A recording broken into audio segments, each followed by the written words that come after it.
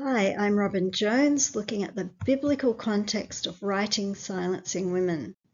In the entire Bible, there are just two passages that silence women. They're not found in the Old Testament or in the teachings of Jesus. They're only found in Paul's letters. In fact, they seem to come out of nowhere as a new teaching. A section from the passage in 1 Corinthians says, "Women should keep silence in the churches, for they are not permitted to speak, but should be in submission, as even the law says." The second passage in 1 Timothy 2 says, "Let the woman learn in quietness and full submission. I do not permit the woman to teach or to usurp authority over the man, but to be in silence." At face value, they're puzzling passages, and they're surrounded by what appear to be a whole load of other new teachings by Paul. As well as the woman not being permitted to speak, women in church are to ask questions of their husbands at home. The head of the woman is man.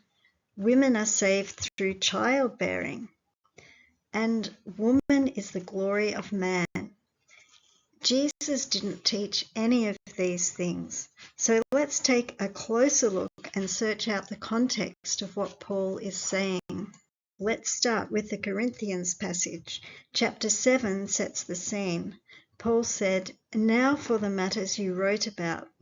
Throughout the letter, Paul quotes the matters sent to him by the church, and then he replies to the matters that they wrote about.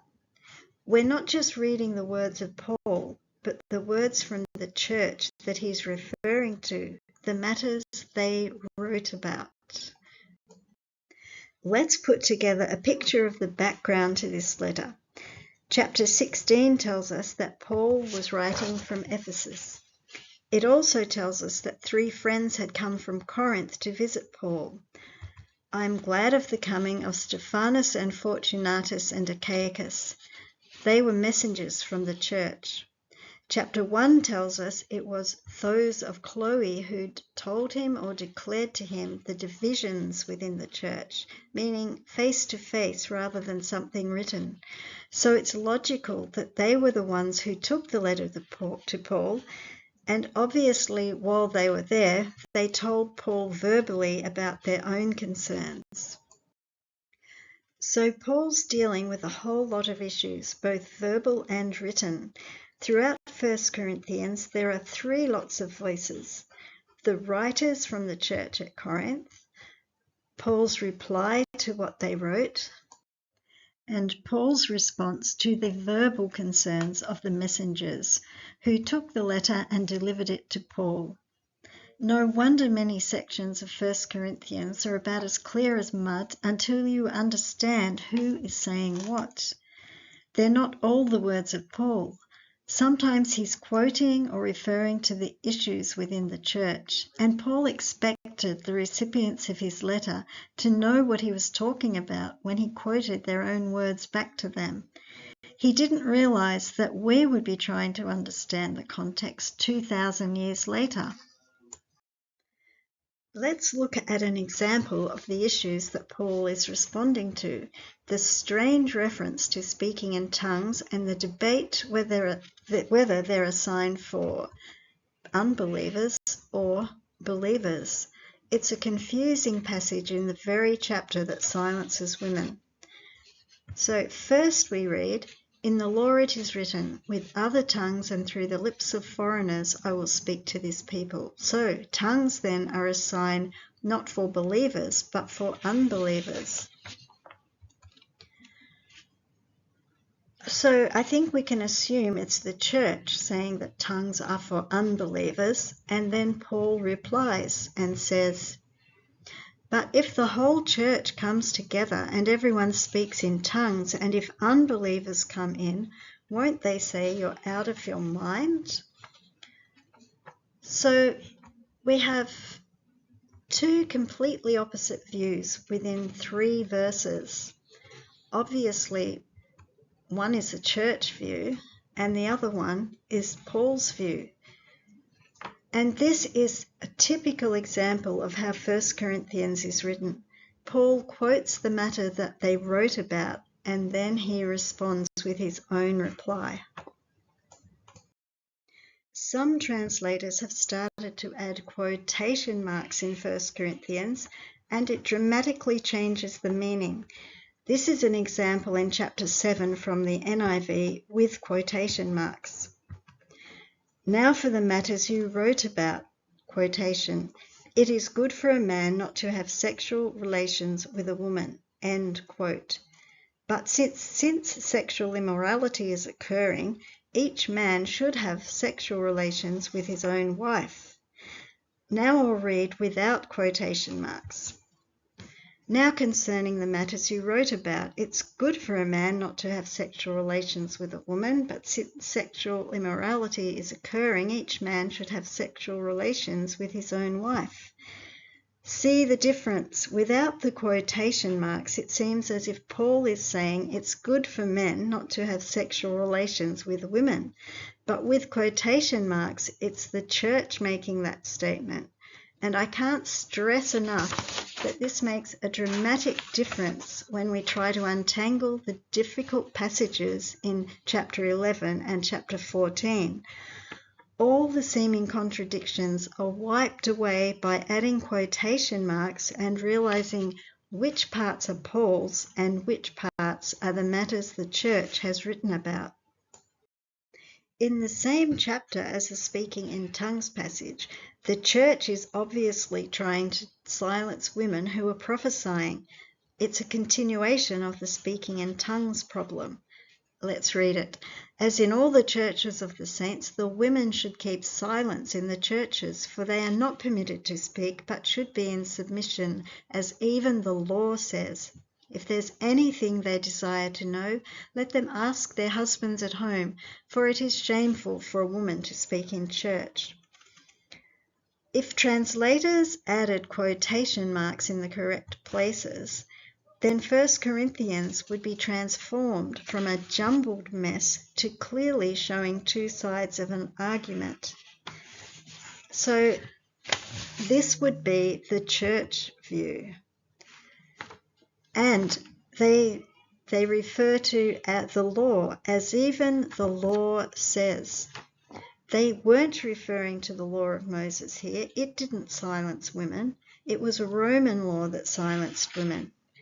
And it's ridiculous to think that husbands at home can answer all wives' spiritual questions. In fact, Jesus said that he's the one we are to follow.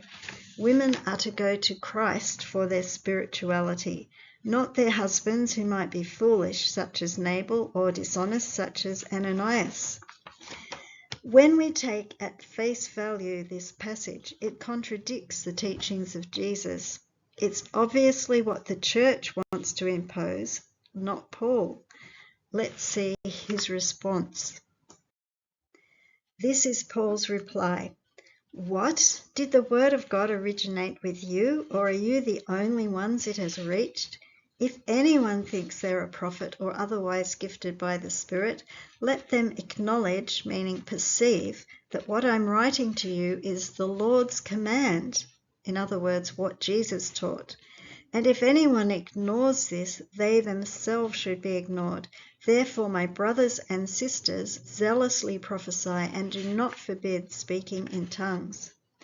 So Paul reminds the church that the word of God did not originate with men. It came to both men and women. And he reminds them to compare his teachings with those of Christ. The green section there.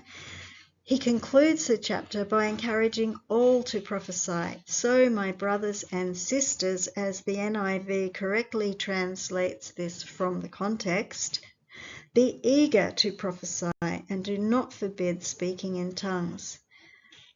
The speaking in tongues is part of the controversy of this chapter. When Paul refers to the Lord's command, he's not endorsing his own new teaching, but one already given by Jesus. Let's compare Paul's words with Jesus' words. So Paul said, if anyone thinks they are a prophet or otherwise gifted by the Spirit, let them acknowledge that what I am writing is the Lord's command. Therefore, my brothers and sisters, zealously prophesy and do not forbid speaking in tongues. Jesus said, "Go into all the world and preach the gospel to every creature. These signs will accompany those who believe. In my name they will drive out demons. They will speak in new tongues." And they went out and preached everywhere, and the Lord worked through them, confirming his word by the signs that accompanied it. So speaking in tongues, as the women were doing at Corinth, was a sign of true believers, endorsed by Jesus to proclaim his word. It was the great commission of Jesus that all should prophesy. How utterly ridiculous that Paul was trying to silence women who had this gift of the Spirit. It doesn't make sense. Sadly, in one of the biggest blunders possible, the church followed those who Paul was correcting. Silencing women is a tradition of men, not of God. Paul's recommendation to the church is the one that wasn't followed. Paul encouraged all, brothers and sisters, to prophesy in church. While we're in 1 Corinthians, let's go to chapter 11, the chapter that says women should cover their heads, and also that man is the head of woman. On the surface, more new teachings by Paul. Let's apply the same context to this chapter, that we're reading different voices, and it was the writers from Corinth who thought that the origin or source of a person mattered. They thought that man was first, so he must be more important. And they were the ones who said, "For man is not from woman, but woman from man. Every woman who prays or prophesies with her head uncovered dishonors her head or origin." So let's put quotation marks on this so that we understand it's the church's opinion. And now compare it to what Paul said. The head or origin of everyone is Christ. The head or origin of woman, singular, is man. So Paul wants them to know that the head of every person is Christ, and the head or origin of woman in the singular was man. It's only talking about Eve. Eve came from Adam, and moreover, Eve might have come from Adam, but every man after that was born of a woman, including Jesus. Jesus came from Mary. As Galatians 4:4 says, "When the set time had fully come, God sent his Son, born of a woman." The church at Corinth had a real problem with the worship of origins, going back to chapter 1, which says, "Are you not walking in the way of man? For when one of you says, 'I am of Paul,' and another, 'I am of Apollos,' are you not mere men?"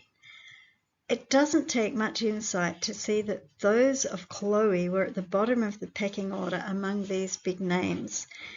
Chapter 4 reflects the same church mindset of elevating some over others. "So that you may learn from us not to go beyond what is written, then you will not take pride in one over another. For who makes you so superior?" So this is the same worship of origin that we read about in chapter 11. Man is not from woman, but woman from man. It's the church saying this, not Paul. Let's separate the words of the church letter from Paul's reply as we did in chapter 14. As with chapter 14, there are statements which contradict what is also written, and a glaring example is the statement that woman was made for man's glory. We read, "A man ought not to cover his head, since he is the image and glory of God, but woman is the glory of man." Obviously, these are the words of the church writers, because we're told in the Old Testament that woman was made for God's glory. Reading from Isaiah 43, "Bring my sons from afar and my daughters from the end of the earth. everyone who is called by my name, whom I created for my glory. So the parts of this letter which contradict the teachings of the Old Testament are obviously those of the church, and it's the church that Paul is quoting. I find it helps to visualize what the church wrote as a separate letter and to understand that Paul expects the church to recognize the words they wrote to him. And this is a writing style of Paul. He often quotes from the Old Testament with no introduction, expecting the readers to know exactly what he's referring to, even when they're not his own words, but the words of others that he's quoting. Without quotation marks, we wrongly assume that everything we read are the words of Paul. But this section in chapter 11 are clearly the words of the church. Let's read it. Every man who prays or prophesies with his head covered dishonors his head, and every woman who prays or prophesies with her head uncovered dishonors her head, for it is just as if her head were shaved. If a woman does not cover her head, she should have her hair cut off. And if it's shameful for a woman to have her hair cut or shaved, she should cover her head. A man ought not to cover his head, since he is the image and glory of God, but the woman is the glory of man. For man did not come from woman, but woman from man. Neither was man created for woman, but woman for man. So understanding that all of that was from the church makes sense of the way Paul responds in the following verse. So we have the church logic that man is more important because he was first and woman came from man, both in the singular. Adam was first and Eve came from Adam. But Paul throws their logic back on them. He says, for this reason, meaning the reason they just referred to about who came from whom, a woman ought to have authority over her own head because of the angels. And I've crossed out angels here and put messengers, because more often than many people realize, angel means messenger and can mean a mortal messenger. So Paul is saying that the logic they just put forward, that if origin of people matters, a woman ought to have authority over her own head because of the angels, meaning messengers, because the messengers were those of Chloe. And those of Chloe is in the context of those of Peter, those of Paul, those of Apollos. It means those who converted them. So we read in chapter 1, it's been declared to me concerning you, my brethren, by those of Chloe's household, but the word household is actually not there. It's been added by some translators, and it should say by those, but just simply by those of Chloe, that there are contentions among you. And it's logical that those of Chloe were part of the group who took the letter to Paul when they declared to Paul the divisions. So Paul is saying, because of a woman who converted these messengers, she should be able to decide what she does with her own head because she is their origin. And then he adds, in the Lord, however, woman is not separate from man, nor is man separate from woman. The church were trying to separate men and women. In the Lord, they're not separate, nor do they have separate roles, which is the wonderful equalizing power of the gospel. So this is the context of the difficult passage in 1 Corinthians. Paul was going back and forth with their logic and reasoning and correcting it with the sword of the Spirit, which is the word of God. Now for Paul's second passage, which silences women. It's in 1 Timothy 2. Let's read it. Let the woman learn in silence with all subjection. I suffer not a woman to teach, nor to usurp authority over the man, but to be in silence. And as with Paul's Corinthians passage, we need to understand the context, and we don't have far to look. Chapter 1 tells us the purpose of Timothy staying on in Ephesus.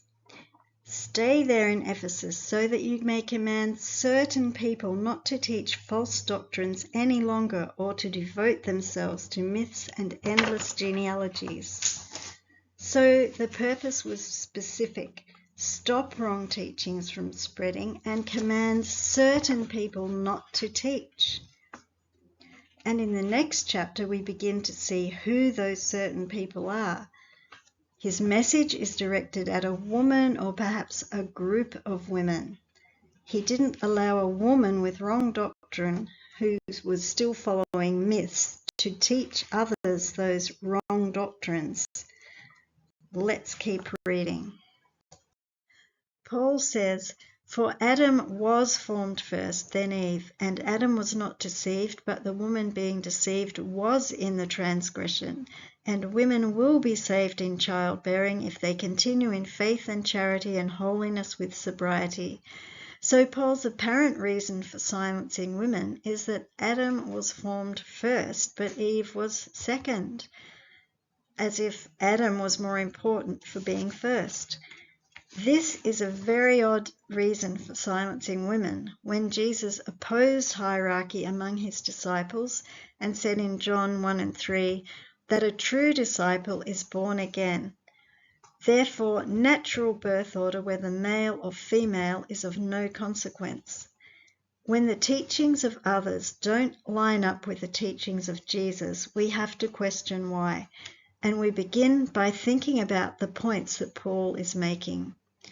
And remember that Paul wasn't writing to us in the 21st century. He was writing to Timothy, who understood what the wrong teachings of the woman were.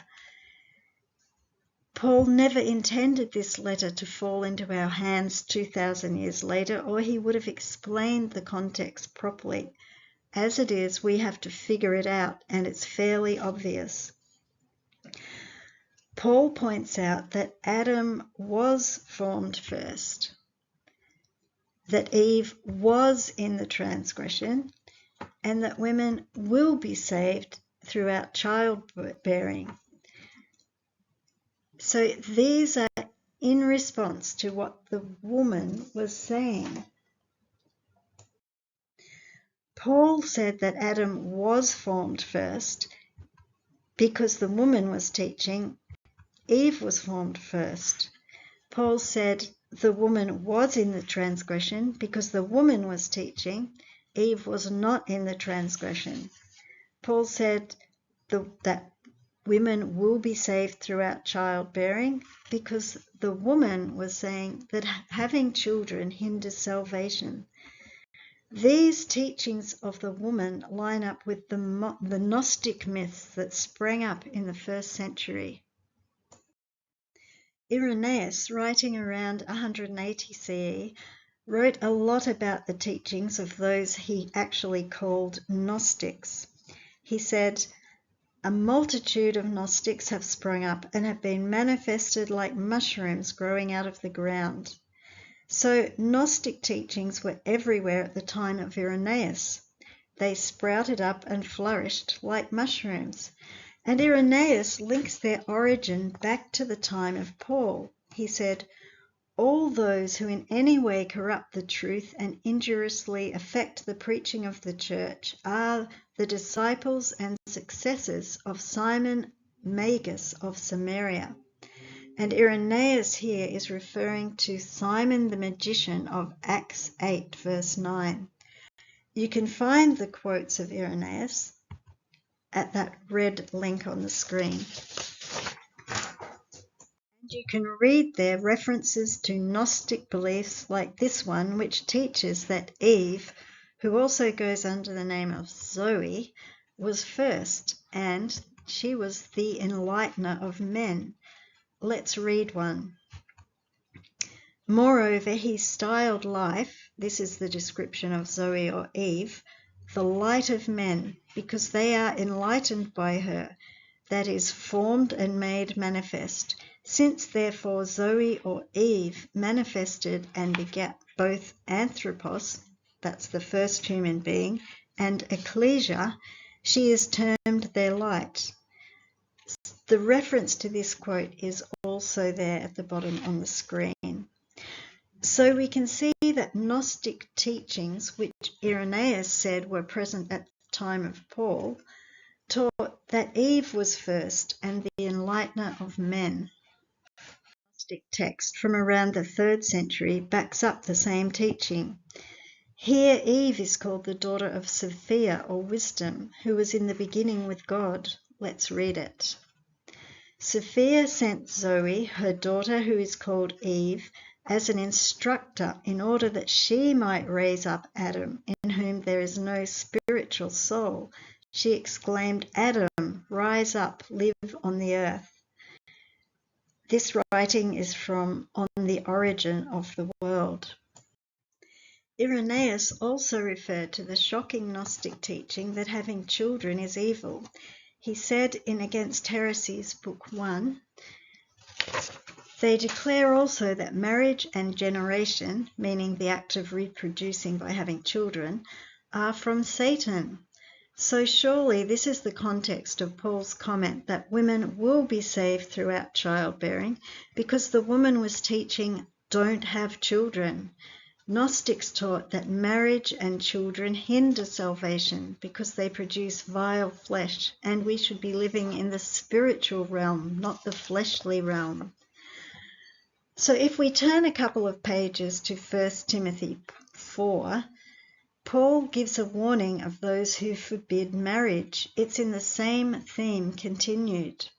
He says, the Spirit expressly says that in later times some will depart from the faith by devoting themselves to deceitful spirits and demonic teachings through the insincerity of liars who forbid marriage. Now let's go back and look more closely at Paul's comment in verse 12. I do not permit the woman to teach or to exercise authority over a man, rather she is to remain quiet. The ancient Greek word authentian, translated here as exercise authority, is rare in surviving 1st century records. The same word does appear in On the Signs of the Iliad, written around 27 BC, which is relatively close in time to Paul's writing, where it has the meaning of author, which is one of the suggested meanings in the Thayer's Greek lexicon. And also Albert Walters translates it originator in the context of Signs of the Iliad at that time.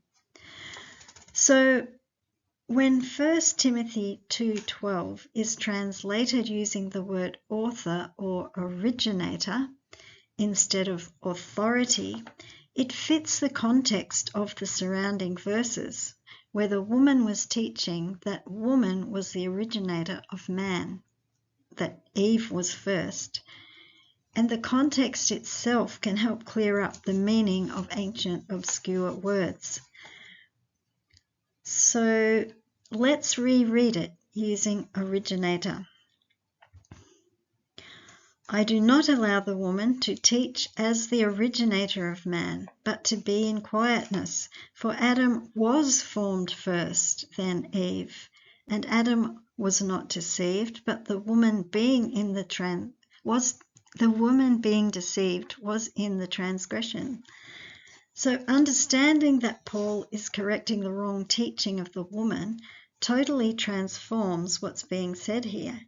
He's silencing the doctrine that Eve was the originator of man. And the next verse also fits the context that Paul's correcting a wrong teaching. And women will be saved through the childbearing, meaning the process, meaning having children won't hinder salvation. Paul wasn't silencing all women, he was silencing this woman who is teaching wrong Gnostic doctrines. And Paul silencing people wasn't an isolated event. He silenced anyone teaching wrongly. Let's look at Titus. There are many unruly and vain talkers and deceivers, especially they of the circumcision, whose mouths must be stopped. Rebuke them sharply, that they may be sound in the faith, not giving heed to Jewish fables and commandments of men that turn from the truth. So the circumcision party definitely included men. Paul said they must have their mouths stopped. A similar situation to the silencing of women in 1 Timothy. As I said, Paul silenced anyone with wrong teaching. So in summary, Paul wasn't giving new teachings, but warning to watch out for traditions of men which are against the message of Jesus, who is the true light of the world. If you've liked this YouTube, you can visit my online blog to read equal and an expanded version of this talk. And also you'll find lots of other Bible studies. It's at alsowritten.wordpress.com.